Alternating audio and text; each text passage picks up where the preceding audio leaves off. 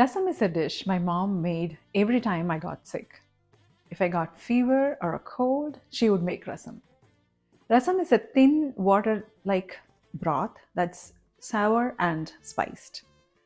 A bowl of rasam is very comforting and soothing, especially when you are under weather. And I used to eat rasam with cooked rice and vegetables on the side. Today I'm going to teach you a very simple way to make rasam. Welcome to Pooja to Pantry, and this is where South Indian cooking, festivals, and culture come home.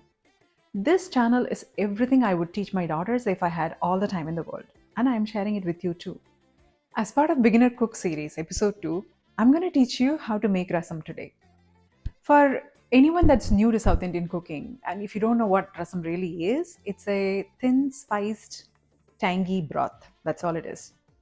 There are dozens of variations of rasam recipes and various types of rasam that exist out there. Let's see a very simple approach today. Let's get to it.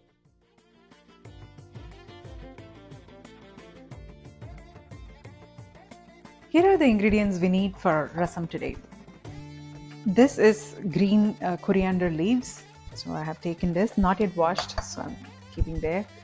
These fresh curry leaves I just got from my backyard. I'm taking 1 tomato for today and 1 green chili. And we're going to make it with ghee today. This is homemade ghee, that I made, but you can also get ghee in Indian stores. There are brands like Nanak, Gopi, whatever. We also need asafoetida. So this is written as hing. It's in Hindi.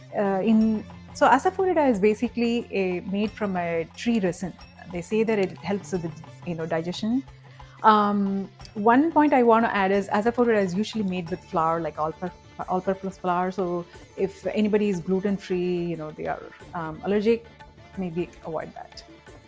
We also need tamarind. I'm using tamarind paste today. This is Joy brand. I like it. You can also use raw tamarind. If you are using raw tamarind, you have to soak it in a warm water for some time and then take the pulp out of it and get the tamarind watered. We need turmeric powder. I'm also going to be using sambar powder and rasam powder. See, you may wonder, why am I using sambar powder in rasam?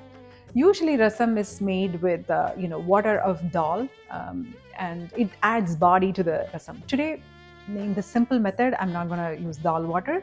So hence I'm using some sambar powder to give it some body. And the brand that I'm using is the Grand Snacks Sweets brand.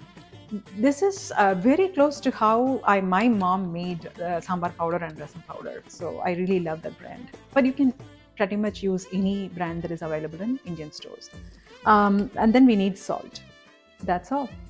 I'm going to show you a better approach to wash greens like coriander, mint. You take a bowl of water, usually a bigger bowl, and then put the leaves and let it be there, and you can use your fingers and rinse it. So when you do that, there is space for the leaves to move around and the dirt to get out of the leaves, and it will usually go to the bottom of it. So after that, you can fish out the leaves and wash it.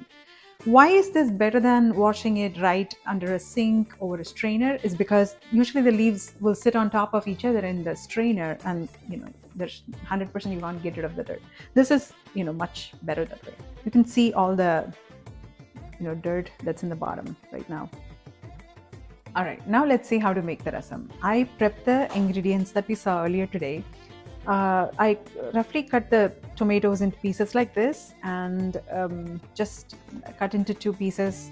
Green chili, you can also vertically slit if you prefer that. I like to just tear the curry leaves. That way it releases more flavor when we use it in the seasoning. And give a rough chop to the coriander leaves that we washed before. Now for a pot, we can take any sauce pot like this, and if the handle has a heat resistant grip, that's much helpful, and a ladle to mix the rasam. Okay, let's get started. I'm starting the stove and heating up the pot, and then we are going to add the ghee that we have taken.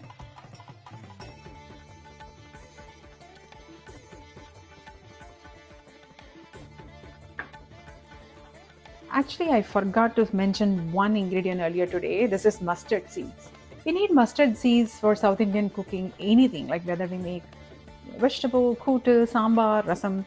So this goes in the seasoning when we make the rasam or sambar or anything. So um, I'm going to add the mustard seeds once this ghee heats up a little bit, and this has to crack. When you hear the cracking sound, that's when you add the other ingredients. By cracking, the mustard seeds releases its flavor into the oil that you're using. Today it's ghee. Okay, now I'm adding about 1 teaspoon of mustard seeds. You can hear the popping sound right now.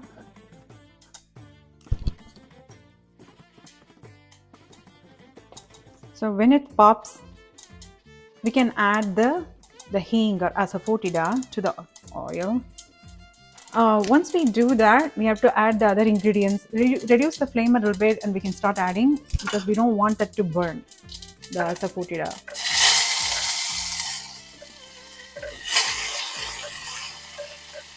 So we added the tomato. Now I'm adding the green chili. I'll also add the curry leaves just about now. Let's give it a mix. I'm raising the fire a little bit back. Now let's add salt to this at this point. Salt will help cook and break down the tomato. And we're going to add turmeric powder, about 1/8 teaspoon.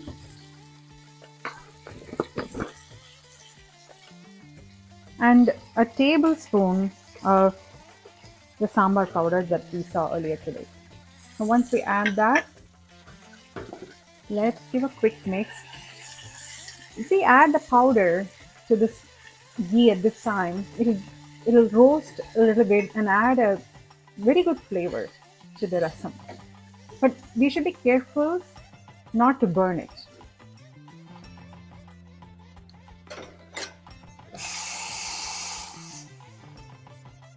So we're going to make about like 90% of this pot rasam quantity. So I'm going to add water to this.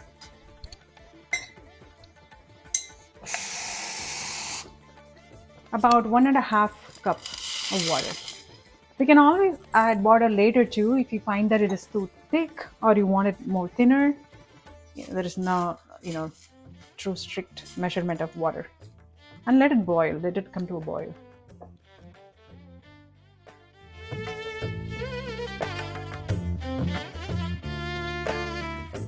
So now our rasam has been boiling for a few minutes, and you can see that the tomatoes have softened. If the peel comes off or it looks softened, that's the sign that it is good.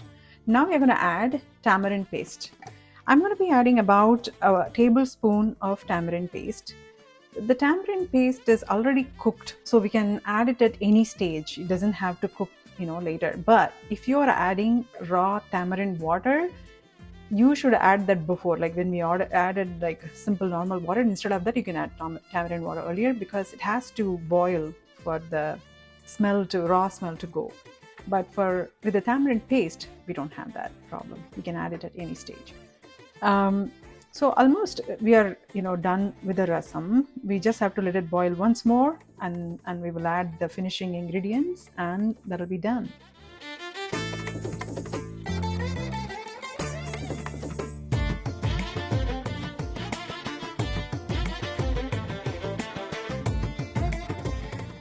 Okay, since we added tamarind paste, now it's been boiling for a couple of minutes. Now at this stage you can give it a taste test. We can take a little bit of spoon of rasam taste and see if the salt and tanginess are to your taste. If it is not, you can always add a little bit more salt or a tamarind paste according to your taste. At this stage, I'm going to add the rasam powder. Rasam powder always goes at the end, and you don't need to boil it for a long period of time afterwards. So I'm going to be adding about a tablespoon of rasam powder and give it a mix. You can hear the sizzling sound. And at this stage, we will also add the coriander leaves, like that. They bring a depth of flavor, the coriander leaves, when you add it to the rasam. And I like to smash the tomatoes like such, or even when you eat, you can do that at the time. But that's pretty much it. You can see it's bubbling, and the rasam is done.